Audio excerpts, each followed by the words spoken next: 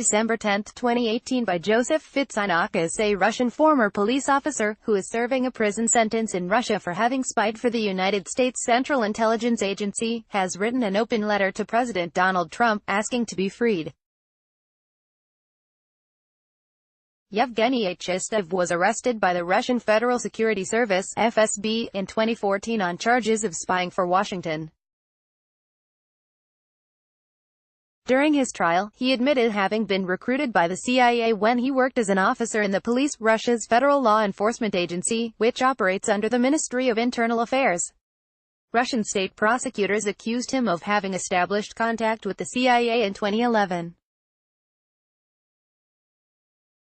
In 2015, he was sentenced to 13 years in prison, which he is currently serving at a labor camp in the Nizhny Novgorod town of Bor, located in Central European Russia. On Saturday, British newspaper The Guardian published a letter that was allegedly written by Chistov.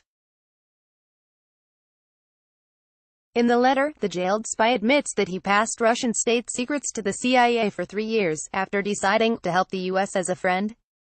He claims that he did it out of love for his country, and in order to help overthrow the regime of Russian President Vladimir Putin. Chistov goes on to accuse Putin and his cronies of having plundered Russia and of oppressing its people through corruption and extortion. He blames the Kremlin for Russia's current economic state. "We have a resource-rich country, yet our people are poor," he says. The jailed spy adds that he told the CIA about the secret plans for the Ministry of Internal Affairs, that he provided names of some people from the FSB, and that he revealed some objectives of Russia's Ministry of Defense. He does not provide details. He then claims that, even though he was paid by the CIA for his services, he did not act out of self-interest. Chistov says that the conditions of his imprisonment are inhumane and that he and his family are in great danger in Russia. He also claims that his wife visited the U.S. Embassy in Ukraine in an attempt to secure a travel visa, but that her application was rejected and she was forced to return to Russia. The jailed spy adds that he wrote 2 letters to the CIA asking them to help and received no response. He then pleads with President Trump to help him in 2 ways. First, by granting asylum in the U.S. to his wife and mother. Second, by swapping him with someone who worked for Russia and is serving time in a U.S. prison. "I want to appeal to the president to conduct the exchange," he concludes. The United States has participated in very few spy swaps in the post-Cold War era.